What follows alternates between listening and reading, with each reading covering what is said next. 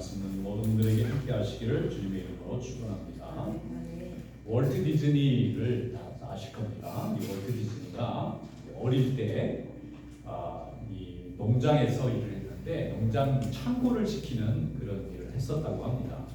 그런데 창고를 거기에 곡식을 많이 보관하는 이제 곡식 창고인데 곡식만 있으면 좋은데 쥐가 있는 거예요.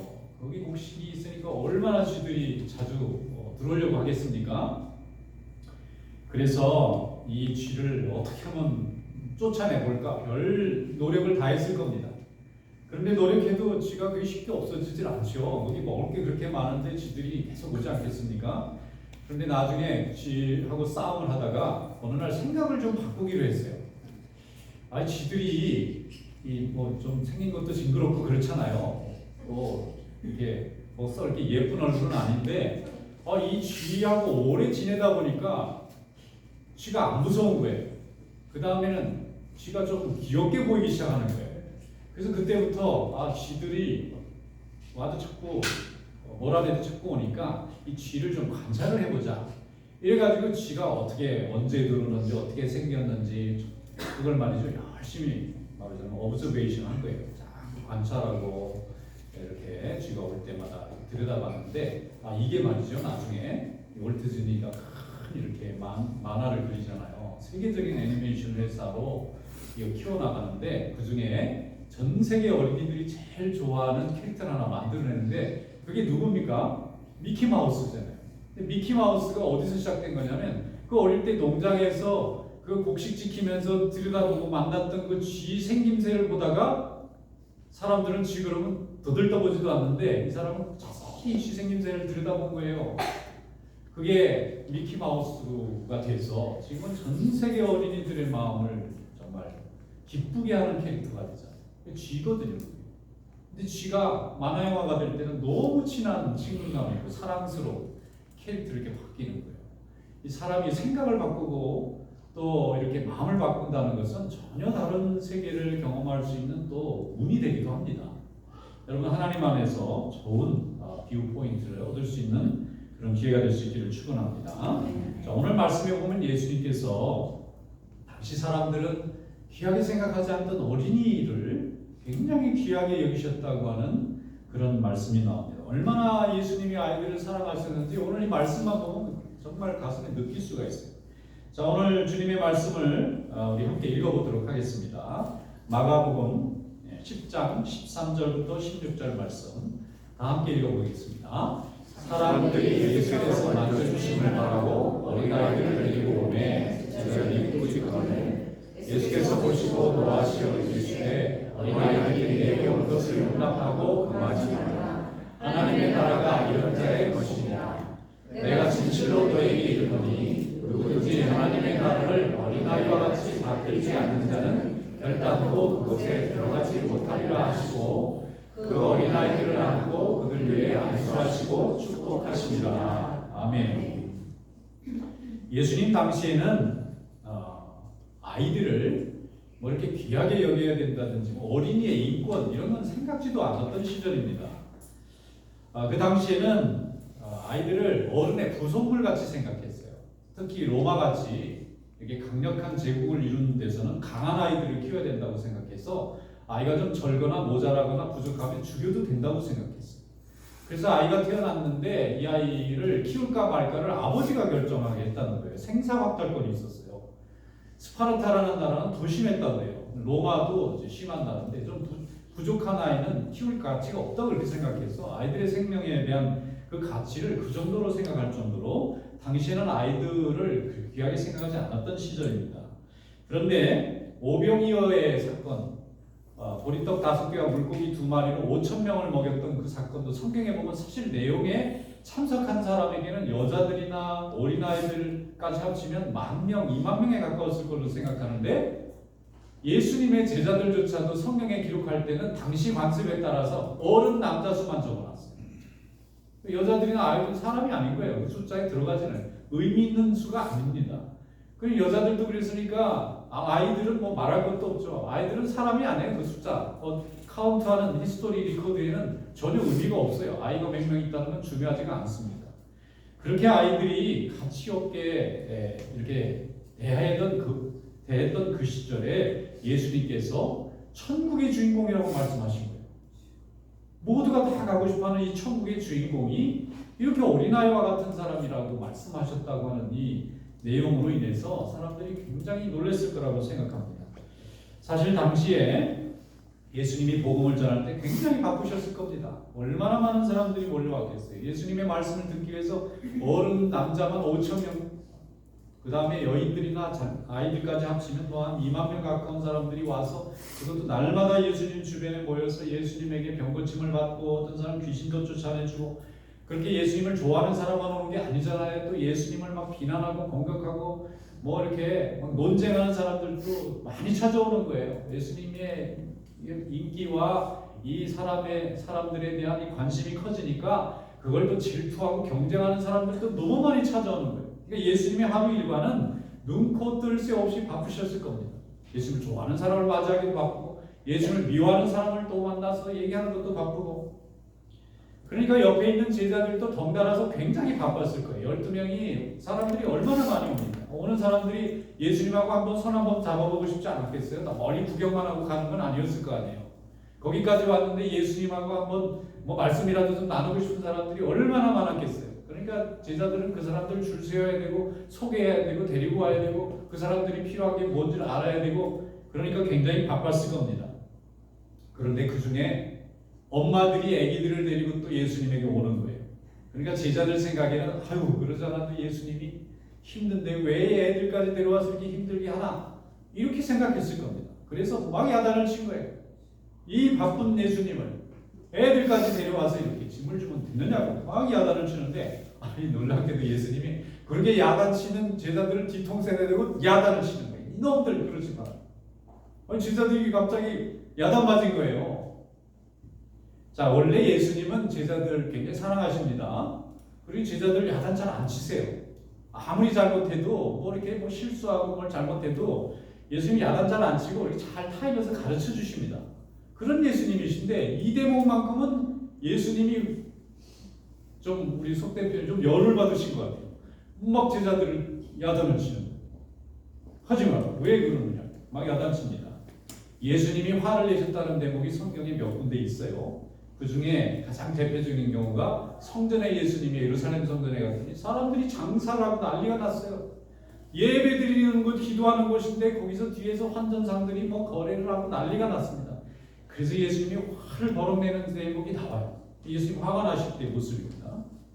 또 예수님이 그렇게 뭐 혈기를 낸 건 아니지만 조용히 화가 나실 때가 있는데 어떤 때냐면 바리새인들이 와서 자기가 위선적으로 포장을 하고 마치 진리를 뭐 아는 것처럼 얘기할 때 예수님이 굉장히 화를 내신 때가 있어요. 심지어는 막 독사의 자식이라고까지 말씀하신 적이 있는데 이 두 경우 모두 다 제자들 향해서 하신 화를 내신 건 아니에요. 다 예수님의 뜻을 거스리는 사람, 하나님의 영광을 가리는 사람들에 대해서 야단을 치신 건데 이 경우는 제자들을 야단을 친 거예요. 가장 사랑하시고 날마다 같이 지금 동행하고 있는 제자들을 야단쳤는데 다른 경우가 아니라 어린아이들이 예수님에게 오는 걸 막았다는 이게 문제라는 거예요. 또 예수님이 제자들을 꾸짖었다. 야단친 거죠. 이 성경의 복음서의 뒷부분에 보면은 제자들을 꾸짖은 적이 한 번 있어요. 예수님 아주 심하게 꾸짖으신 적이 있는데 언제냐면 예수님이 부활하셨는데 사람들이 부활했다고 전하는데 제자들이 정작 안 믿는 거예요. 도마는 뭐 내 손을 주님 손 만져보기 전에는 못 믿겠다고 막 장담을 하고 난리예요. 그러니까 예수님이 다시 오셔서 그 제자들을 야단칩니다. 어떻게 예수님 다시 살아나셨다는 걸 믿은 사람들이 이렇게 안 믿을 수가 있느냐. 너희들이 제자냐. 내가 그렇게 얘기했는데 왜 그걸 깨닫지 못하냐고 야단을 많이 치신 적이 있는데 그때 야단 치시고 어린아이들이 오는 걸 막았다고 야단 치시고 두 경우만 복음서에 기록되어 있어요. 그러니까 이게 예수님에게는 굉장히 중요한 문제인 거예요. 자녀들이 어린아이들이 예수님에게 안수받기 위해서 오는 걸 막는 건 굉장히 야단맞는 일이에요. 우리가 해서는 안 되는 일인 것입니다. 예수님의 마음이 거기에 담겨져 있어요. 예수님이 이 자녀들을 어린아이들을 축복해주고 싶은 마음이 있지만 주변에 전부 어른들만 쌓여 있으니까 사실 당시 유대 사회에서 어린아이들을 데리고 어른에게 와서 안수받는 것은 그다지 특별한 일은 아닙니다. 그냥 일반적인 일이었어요.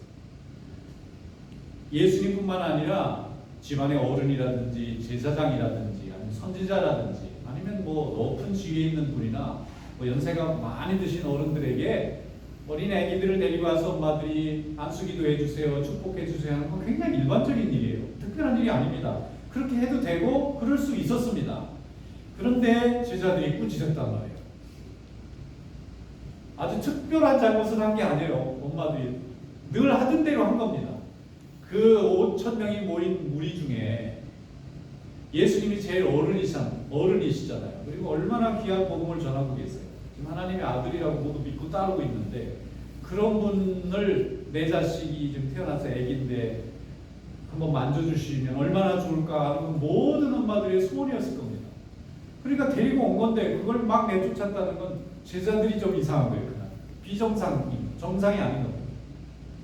그럼 왜 그랬을까? 첫째는 예수님의 뜻을 잘 몰랐을 거예요. 예수님이 어린아이가 얼마나 귀중한 존재인가 하는 것을 그렇게까지 깊이 생각하는 줄을 제자들이 몰랐고, 또 하나는 예수님을 좀 도와준다고 생각했을지도 모릅니다. 예수님이 너무 과로하시면 안 되니까 예수님이 어린애들까지 이거 뭐 안수해 주다 보면 얼마나 힘드실까?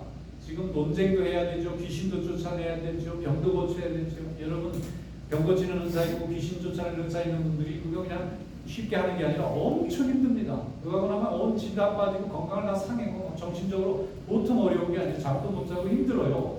병자를 고치는 의사들도 얼마나 힘듭니까? 잠 못 자면서. 그러니까 육체적으로 힘든 일입니다.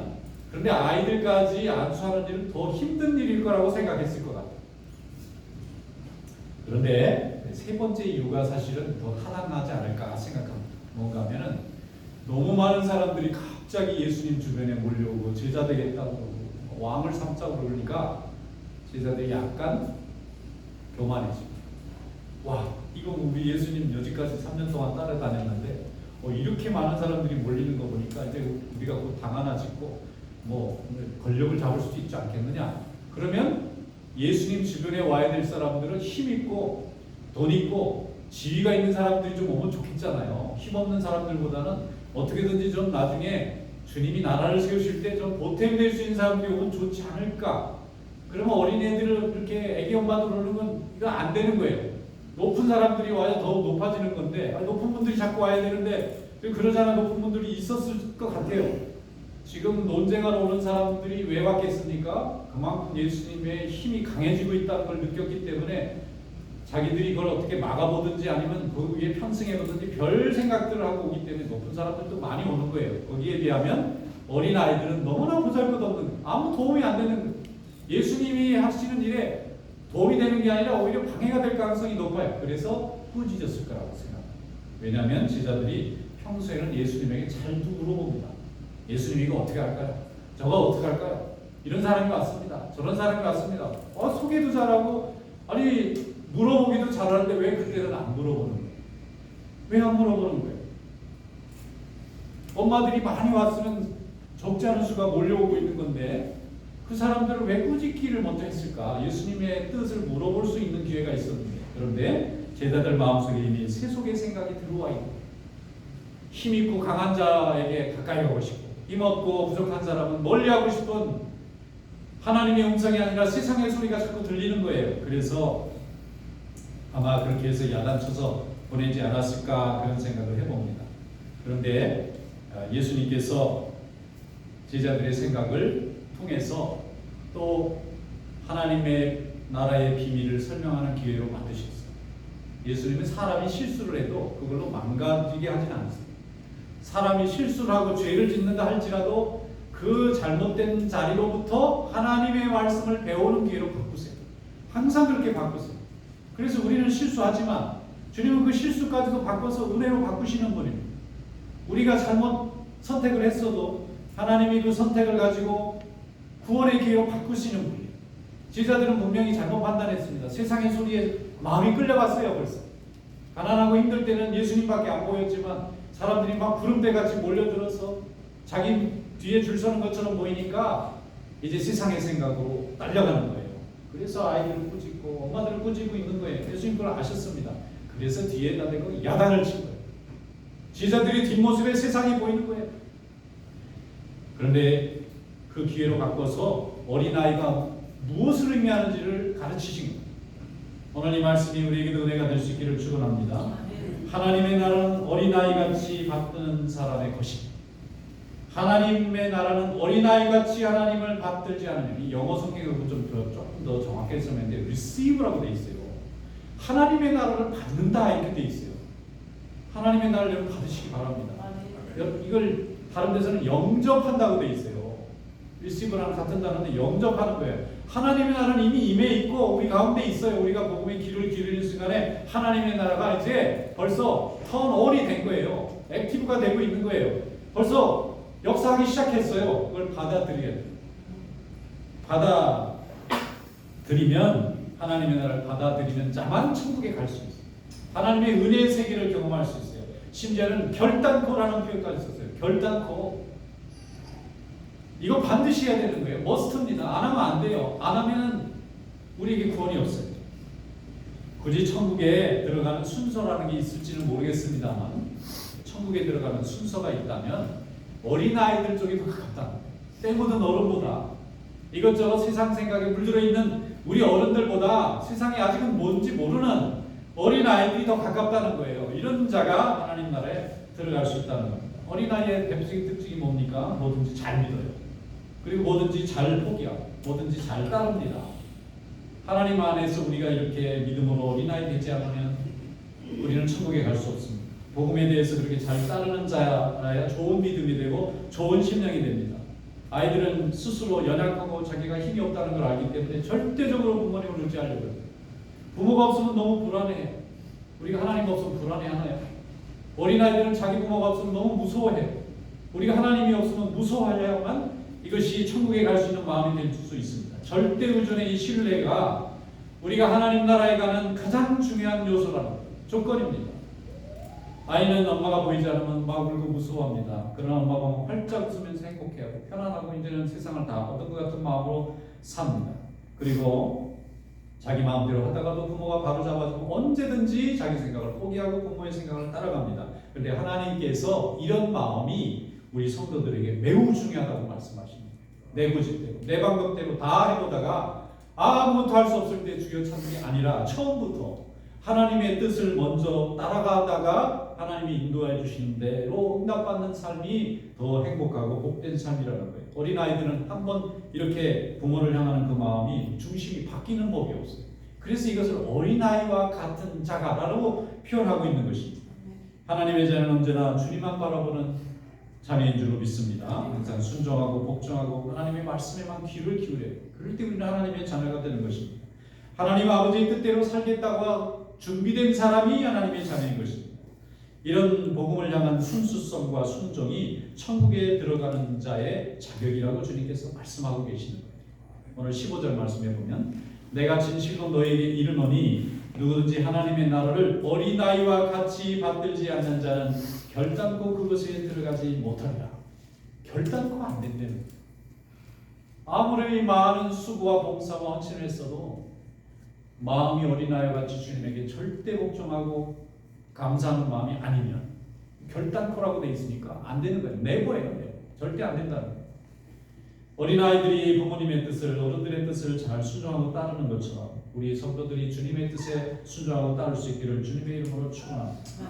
우리 예수님께서 그 말씀과 새로운 믿음의 교훈을 가르치신 후에 그 아이들을 안고 팔에 안고 안수하시고 축복해 주셨습니다. 저는 그 아이들이 되게 행복한 아이들이었을 거예요. 나중에 하나님 나라의 좋은 일꾼이 됐을 거라고 믿습니다.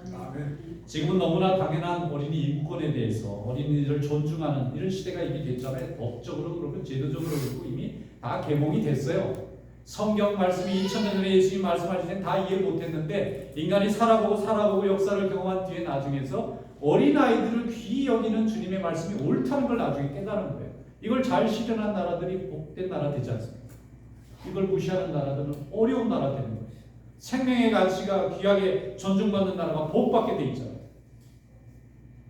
어느 공동체나 어느 사회든지 어린아이들은 그 사회와 공동체의 미래입니다. 아이들이 없는 사회는 미래가 없어요. 아이들이 떠들고 울고 또 다투고 또 배우고 기뻐하는 것이 아니면 그 미래는 사라지는 것입니다. 우리는 100년 이상 못 삽니다. 100년 후에 우리 모습은 여기 없어요. 이런 공간을 차지하고 우리는 살지 못합니다. 우리의 모습을 가지고 있는 우리 이미지와 우리의 형상을 가지고 있는 자녀들이 이 자리를 다시 메꿔줘야 되는 것입니다. 우리는 그런 사명을 위해서 지금 하나님 앞에 예배드리고 저들을 양육하고 말씀으로 가르치고 있는 거예요. 그래서 어린 자녀들이 있는 공동체는 하나님이 주신 창조의 축복이 있는 것입니다. 오늘 이런 축복이 함께 하시기를 주님의 이름으로 축원합니다. 그래서 어린아이들을 주님이 사랑하시고 그 아이들이 말씀과 직접 닿는 걸 방해하는 것을 미워하십니다. 이삭은 태어날 때에 정말 귀한 아들로 태어났습니다. 하나밖에 없는 아들로 태어났습니다. 그런데 그 아이가 아브라함 가문의 미래였어요. 사무엘이 어릴 때 태어났습니다. 어렵게 어머니가 기도해서 얻었어요. 정말 자식이 없는 이 사람이 기도함으로 하나님의 은혜를 경험하고 낳은 자식이에요. 그리고 이 아이가 낳자마자 서원한 대로 키워볼 수 있는 기회를 포기하고 성전에 맡겼어요. 접대자마자 맡긴 거는 자기가 키울 수 있는 권한을 어머니가 포기한 거예요. 굉장히 큰 희생을 한 겁니다. 그런데 그 아이가 성전에서 자랄 때 이스라엘이라는 민족의 미래가 열리고 있었어요. 사무엘을 통해서 하나님이 역사하셨지 않습니까? 지금도 우리의 교회 안에, 주님의 몸된 교회 안에 자녀들이 자라는 것은 하나님이 우리를 향해 주시는 축복입니다.